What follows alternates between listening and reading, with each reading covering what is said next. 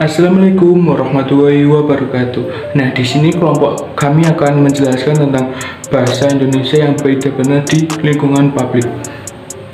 Nah, sebelum itu kita akan membahas tentang bahasa Indonesia secara pengertiannya. Nah, bahasa Indonesia adalah bahasa nasional dan resmi di seluruh Indonesia.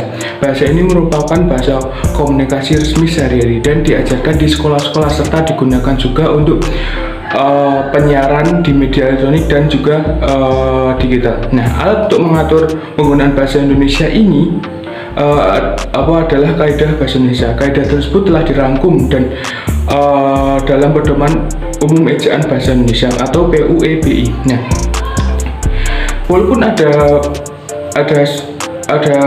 sudah ada peraturan, tapi masih ada kesalahan-kesalahan. Di antaranya adalah 1.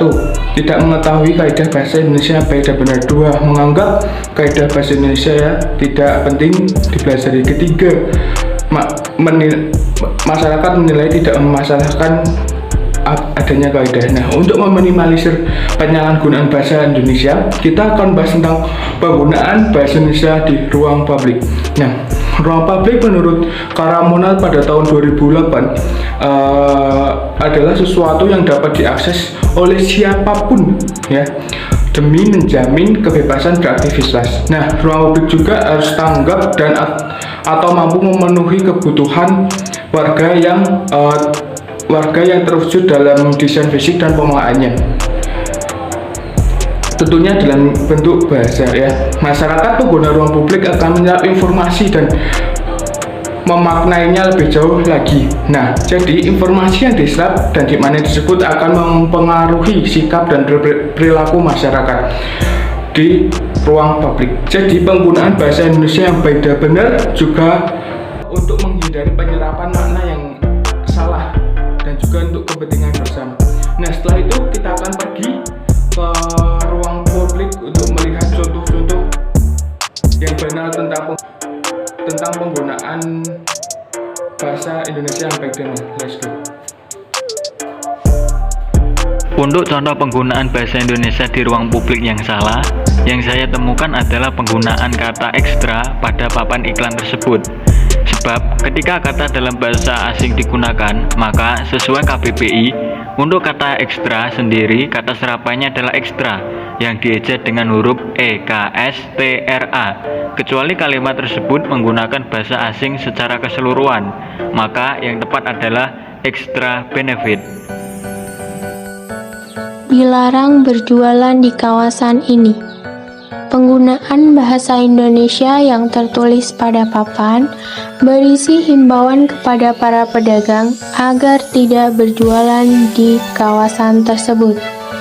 Tujuannya supaya lingkungan di sekitar area tersebut lebih tertib dan teratur.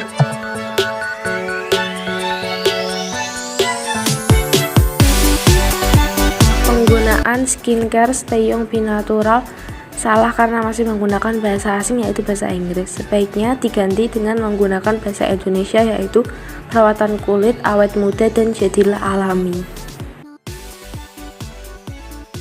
Pada contoh ini saya menemukan penggunaan bahasa Indonesia di ruang publik yang masih salah, yaitu tertulis fotokopi dengan spasi. Namun penggunaan bahasa Indonesia yang benar yang sesuai dengan KBBI adalah fotokopi tanpa menggunakan spasi. Kemudian ada contoh bahasa Indonesia di ruang publik yaitu belajar sambil bermain, bermain serasa belajar. Penggunaan kata donuts dan bakery pada poster tersebut salah karena menggunakan bahasa asing yaitu bahasa Inggris. Seharusnya kata donuts dan bakery diganti dengan bahasa Indonesia yaitu donat dan roti. Gimana setelah kita berkeliling di ruang publik dan kita mendapatkan penjelasan dan contoh-contoh bagaimana penggunaan bahasa Indonesia yang baik dan benar di lingkungan publik? Semoga masyarakat Indonesia itu semakin paham dan semakin tahu betapa pentingnya penggunaan bahasa Indonesia yang baik dan benar di lingkungan publik. Sekian dari video ini. Apabila ada tutur kata yang kurang berkenan di kalian semua, saya mohon maaf. Wabillahi taufiq wal hidayah. Wassalamualaikum warahmatullahi wabarakatuh.